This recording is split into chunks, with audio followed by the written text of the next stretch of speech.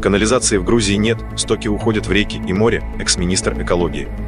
Нина Чхабадзе заявила, что развитие Батуми идет настолько быстро, что сточные воды попадают прямо в реки и Черное море.